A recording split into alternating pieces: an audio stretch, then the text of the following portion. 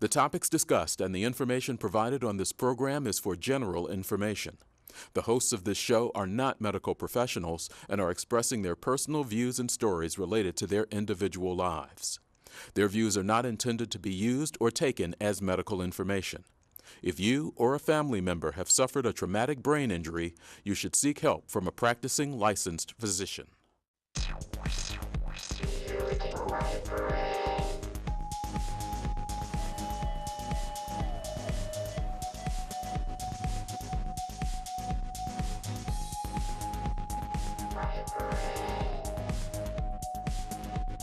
We hope to help you.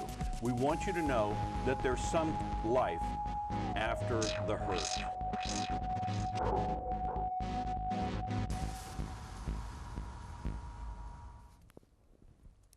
Hello. Oh yeah, my name's Matt Duffin. See, I got a brain injury. I don't always remember who I am, or do I? Welcome to the Brain Mechanics. We're doing another show on support group and leadership and general beings. My guest again is Gary Turner from Van Buren and Brandon Hughes from Newcastle. And we kind of skipped a run, and it was kind of like a support group meeting that we just usually do. Things get out of hand because we're brain injured. I want to make sure we touch on some subjects this time that I overglanced.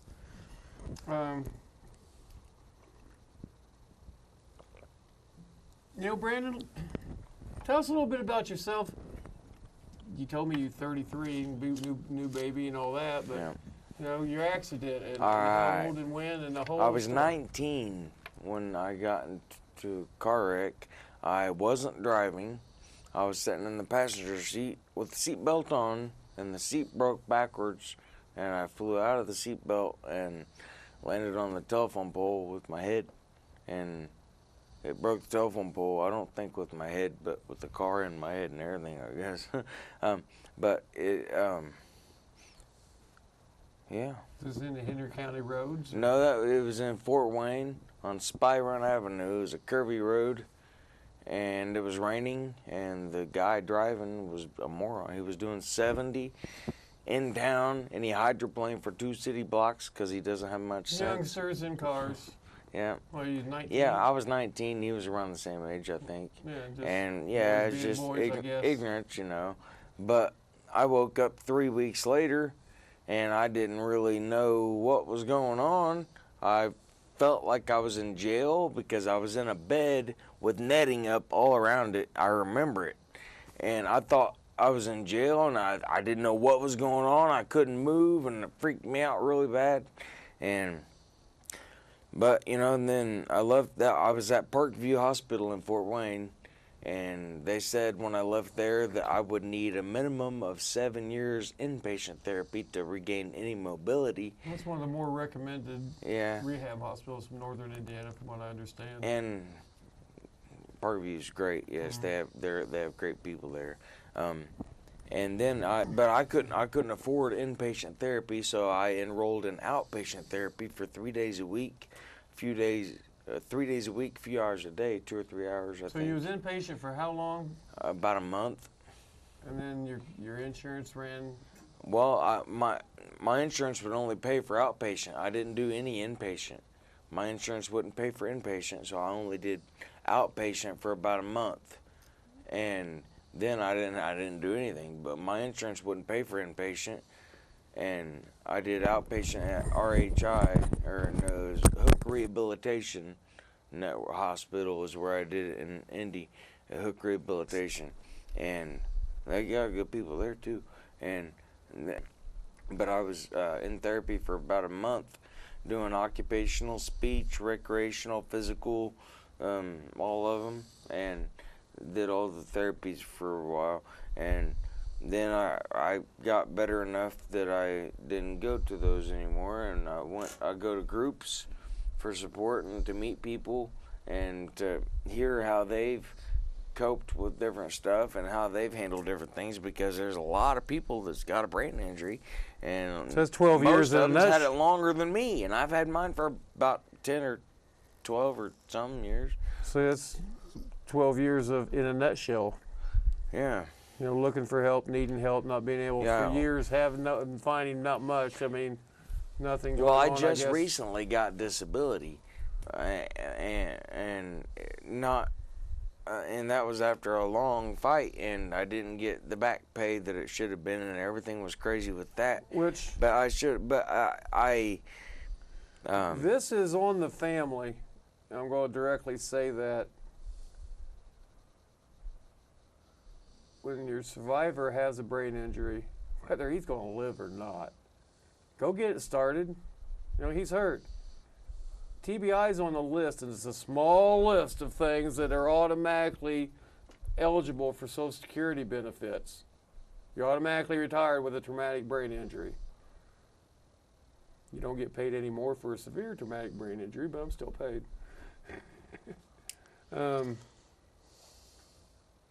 You got to get it started right away.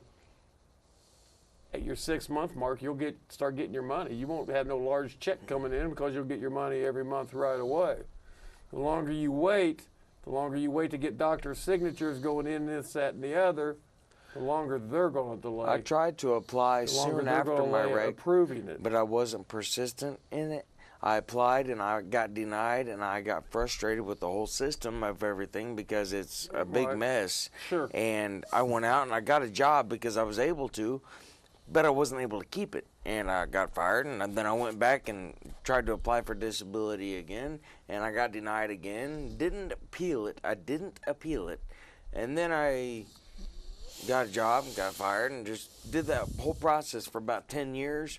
And finally, my wife and my mom told me, my wife told me that I need to not go to work. I need to get a lawyer. I need to go through the process and do everything. So I did, and now I got disability, but it's just such a small, and it's so not. And then, I got a baby now, and I get $16 a month for her. And that's not enough to buy diapers for a week. Well, you know, one of the fortunate and with unfortunate bills and things, everything else, it's crazy. And I'm trying to get help and to do everything I can to you take were care so of my young family. when your accident had happened. Yeah, Probably you I didn't have a need- tremendous amount paid in. Yeah, but I But need help to try to take care of my The other family and to benefits be that what we need. automatically come with is your medicals and everything. Those are automatically approved with all those benefits together. Is what I'm saying. Is what I try to coach people that I'm around a lot. Get it started. Get your waiver. Sign up for your waiver program. It's going to take 4 years to get it minimum. You know, a couple of years ago, Indiana had extra grant money, and they went and opened the door, and a whole lot of people came in, like 40 or 50 extra at 1 year at one point. But like any other state, it's government bounded. You're only allowed 200 per state per year. You either retire or die. That's the only ways to get off the list, or just tell them you don't have a brain injury no more. I don't want all my medical, I don't want any of the help I'm getting. So you better sign up for it early if you want to get on it. What do you think, Gary?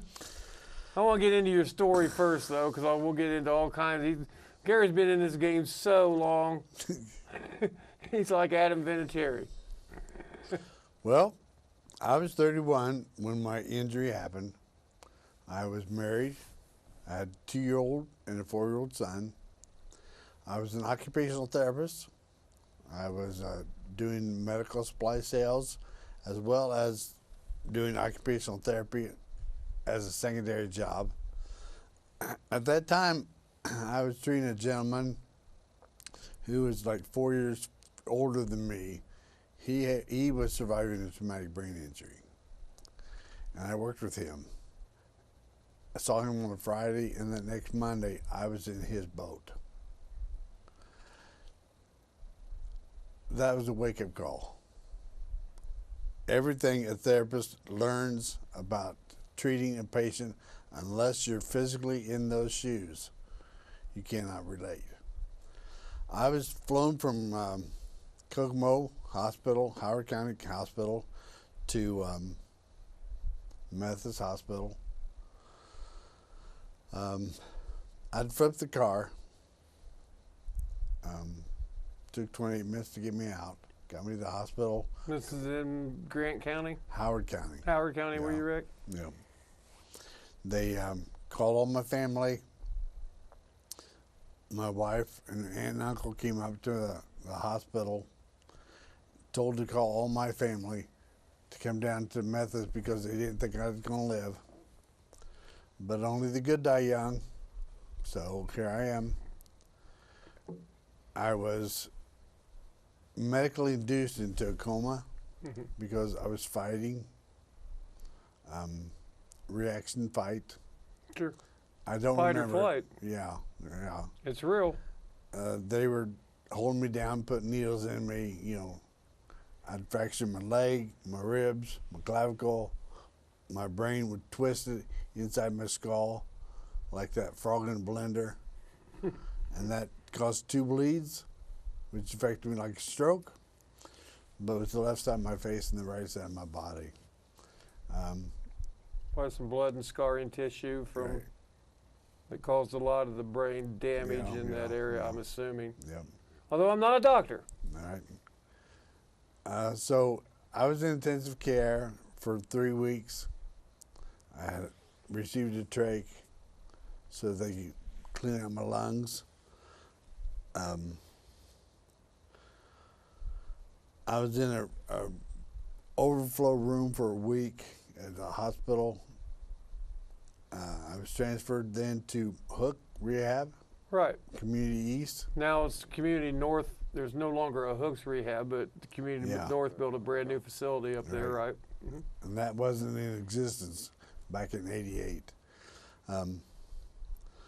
Got out of that. I was scheduled to get out in December and put into a nursing home, but I woke up and I was able to do enough to where I could go home, but I was still under 24-hour care.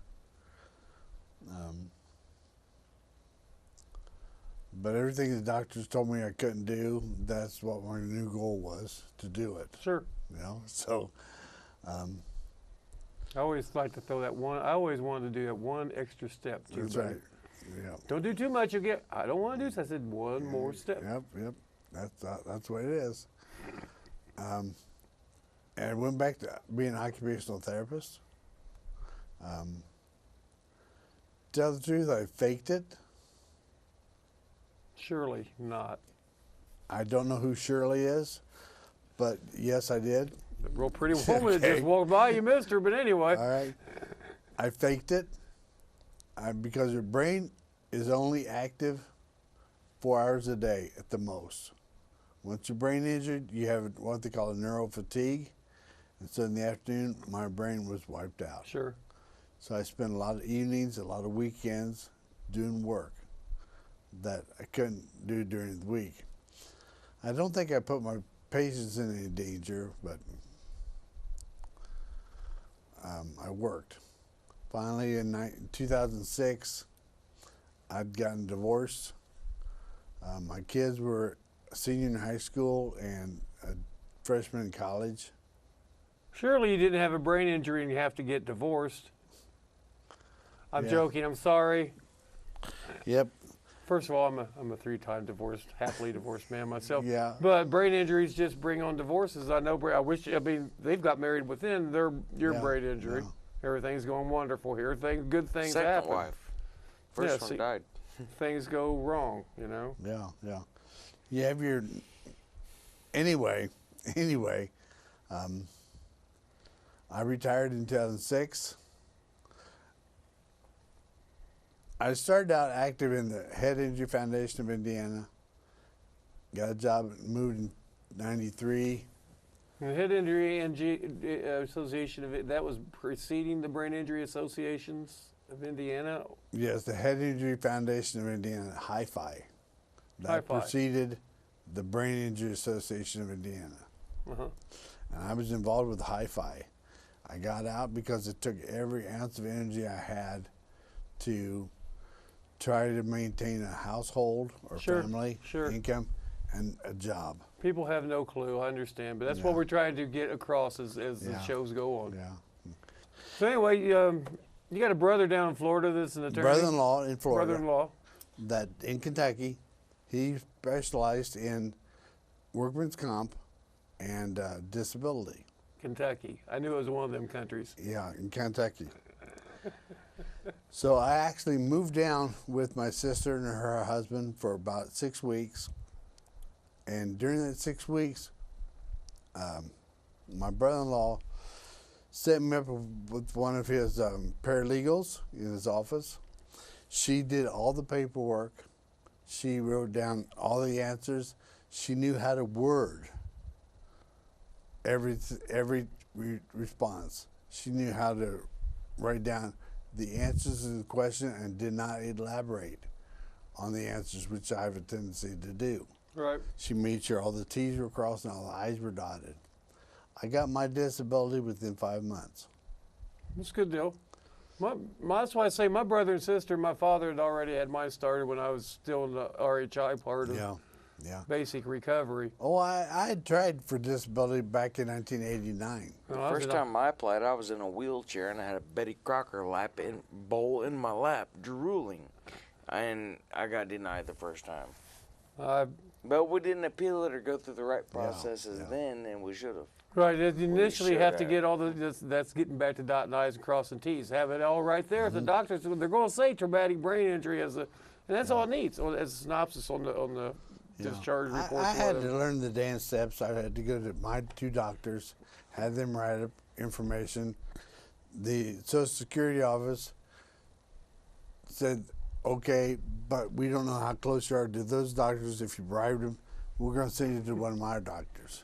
So I had to go to one of their doctors, who actually gave a better report than my doctors did as far as my disability. That's what you needed. Yeah, exactly. Well, let me pivot on you real quick, Gary, because I want to get into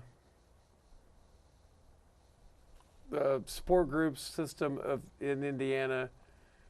There's 2, as I know of, in the United States. One's called the Brain Injury Association, one's the Brain Injury Alliance. Indiana belongs to the Brain Injury Association at this time. I don't know that we've ever been with the Alliance. No, we haven't. Some states are, most are with the... Ohio has an advocation, I believe. Some are just blank. Some have nothing. And sometimes they run on empty. You know, we had a great one. Ours has been kind of running on empty, and now they're trying to rebuild it, and it's taken a lot of work and effort from all the support leaders from around the state, such as you. I know I'll do what I can, you know, and Wendy and you know, some of the other ones. I really wanted Julie Pratt to be with me one day, but we will. Yeah. You know, I just know some really good leaders throughout the state. You know, tell us people are interested in getting to or starting up a support group, and what's it mean to you to do that as a brain injured leader, as somebody wanting to help somebody with brain injury, as somebody sees success with somebody with a brain injury? Brain Injury Support Group is a validation group for families, people surviving the TBI, and really anybody who wants to be involved, friends, caregivers, therapists, doctors, you know, ministry. The whole community is involved when somebody has a brain injury. Anybody that wants to be involved and be at these meetings. Yeah. That's your qualification, is wake Right. up and go. Right. I have one on the radio. You don't just have to get up and listen on the radio. I don't even care what you're closed in or not. Just listen, but you know. That's right. Right, I understand how support groups operate. Now, when we started, we had to have a certain number of people that were committed. Say, yes, I want a support group. So then you go by and you find a meeting place. You have to have some place that you can meet at where it's accessible. Because you have people coming in wheelchairs, you know, things like that. Restrooms, the whole 9 yards, right. Yeah. And there has to be parking and accessibility and Really for all survivors in general, because everybody's got a little gimp to their limp or something. exactly. And then you know, once you got a meeting place and a time, you have to establish a time and a date. Mine's the second Monday of every month. And Or Mary. second Tuesday of every month. Marion General Hospital, 5th floor at 6:30.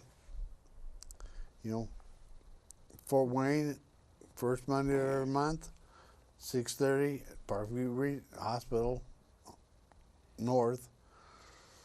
Yeah, I know they're running a tag on the Yeah. for the Brain Injury Association's website, you know, so they can see if anybody's looking up or interested of one in their local area. No. We have one under the title of Richmond Milton. Go Sharpshooters. The support group list is always changing, Uh-huh. and on every support group there's a contact person. If you have questions about a support group in Indiana, I suggest that you call Wendy Waldman. I believe you have her number.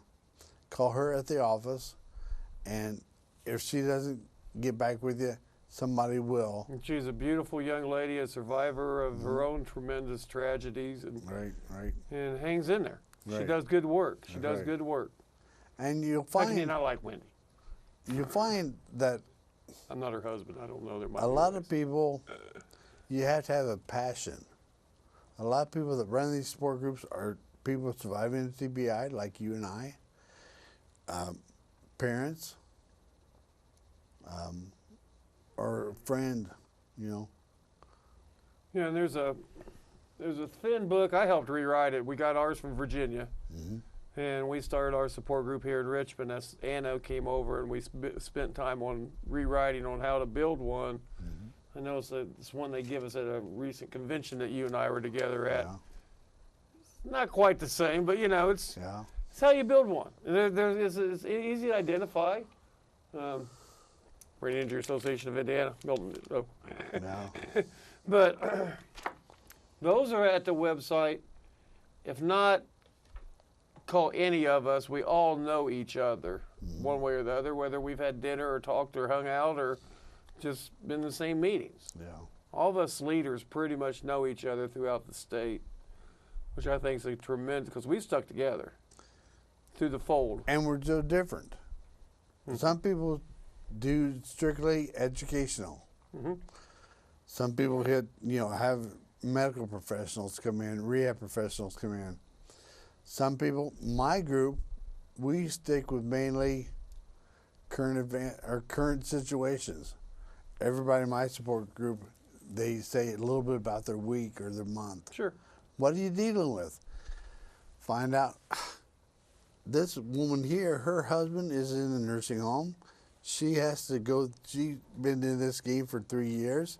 You've been in this game 6 months. She can tell you from her perspective. One thing that's going around now is if you met one person with a brain injury, you met one person with a brain injury. And there's, 150,000 in Indiana? You know, I've been into this on other shows. There's so many people that they're in their 30s and they just discover they have one. You know, they grew up with one. That's why they was a little slow or in the other class or whatever you want to call it growing up. Yeah. You know, they were a little behind on the schemes. Well, maybe they was hit in the head or dropped or something that wasn't talked about Yeah. when they were a child and have no memories of it. Right. They need support. Statistics are showing that 40% of the prison population are struggling with a head injury. Almost 41%. They tried to get me on some bull crap charges once, but anyway, Yeah. I followed the law and. Well, I'm glad you aren't a percentage now. Yeah, you know, it was just an ugly situation Yeah. all the way around for everybody involved.